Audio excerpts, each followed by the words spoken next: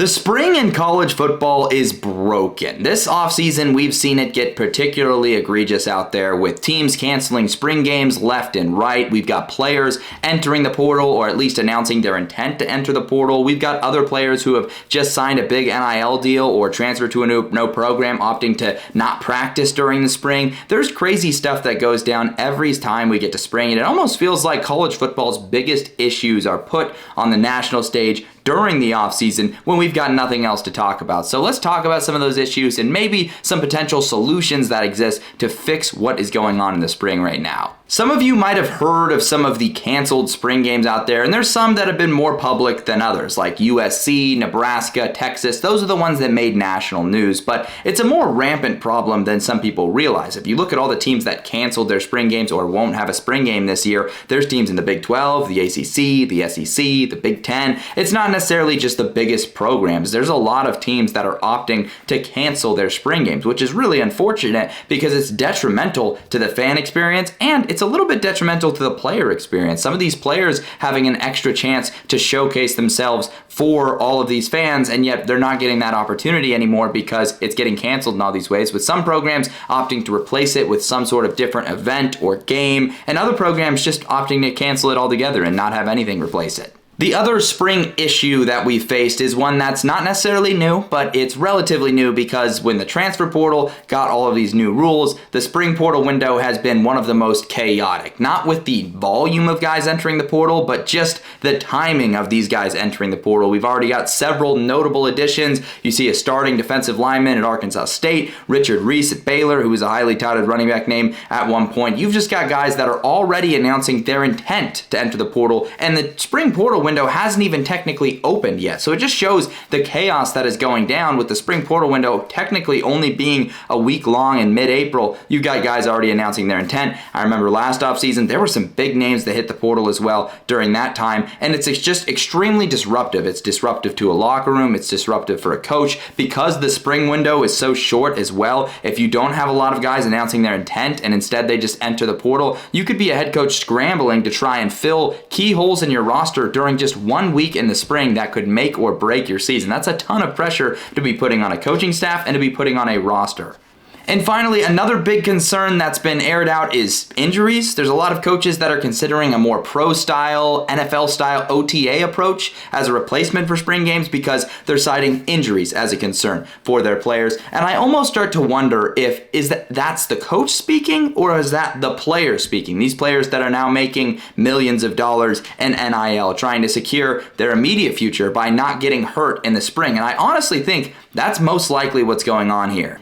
So what does this all mean for the fans? Well, it means a couple of things. It means less spring football games, less entertainment during the spring, less televised spring games, less stuff going on, less football, odd replacements, and worse in most cases, fan experiences like I was referencing earlier, like Nebraska's Husker experience they're doing. And it just leaves a bad taste in the mouth because it sours the experience for the fans who at the end of the day are the ones that make this possible because of the amount of money the sport is generating. So in this video, I'm going to try and find some potential solutions that can fix a lot of these things and bridge some of the gaps here. Solution number one is something that teams are already trying, and that's having other games. And it's something I've referenced a couple times. Here's Arizona's. They're going to do their 2024 spring game. This is for last season. They offered you could draw up a play with the coaching staff, serve as a guest referee, do a field goal kick, serve as a guest PA announcer for a series. They're probably going to do something similar this season as they stray away from a traditional spring game once again and get further into fan activities. It's kind of just a different way that some programs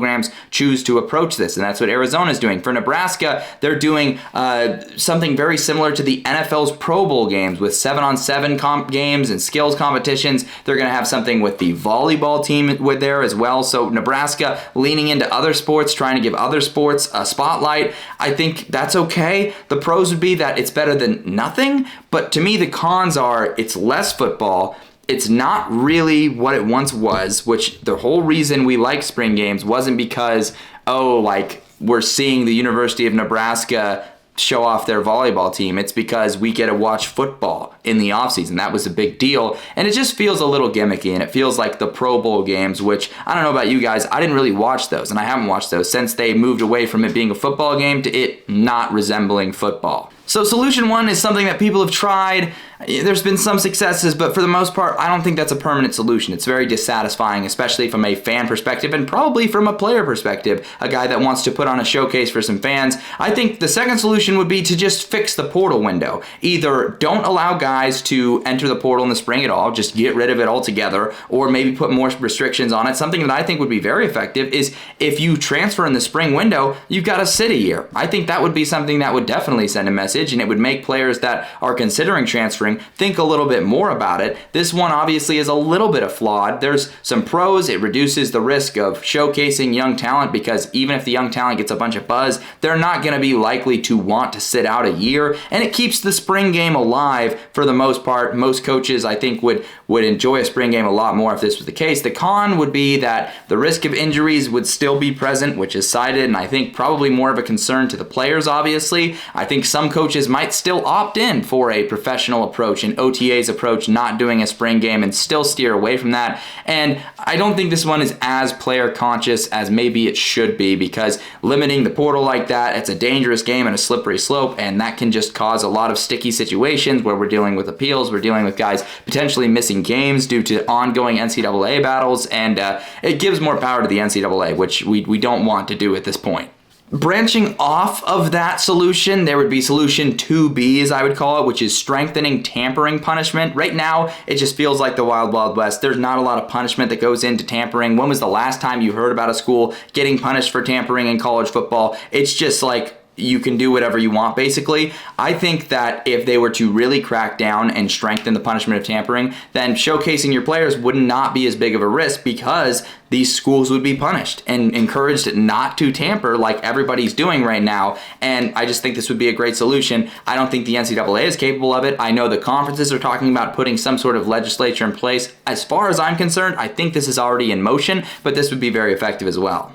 Solution number 3 is easily the most radical solution here, and that is to move FCS games into the spring. And so just hear me out for a second. It sounds completely radical, but right now we have FCS games during the regular season. I'm aware that these games serve a purpose. It gives the FCS teams a ton of money to keep their programs going. It gives the FBS teams an easy win on their schedule, but at the end of the day, it's less meaningful football during the college football regular season. Yes, there's some regionality, there's some funness that can go into it, but I really think a huge improvement would be if we just move this to the spring, and instead they're paying these FCS schools to come scrimmage them or play a game with 10-minute quarters during the spring or something like that. You could throw red jerseys on the quarterbacks and make it so you can't tackle them or something like that, and just play a live game. I know a lot of these players are itching for live reps in the offseason. I think that this would just be an awesome way to do this, and then it would encourage these teams to not play FCS teams during the regular season. In fact, if this was put into place, I would hope that there would be some sort of legislation put in place that says you can't play FCS teams during the regular season now. You better schedule either a group of 5 team or just go schedule some tougher competition.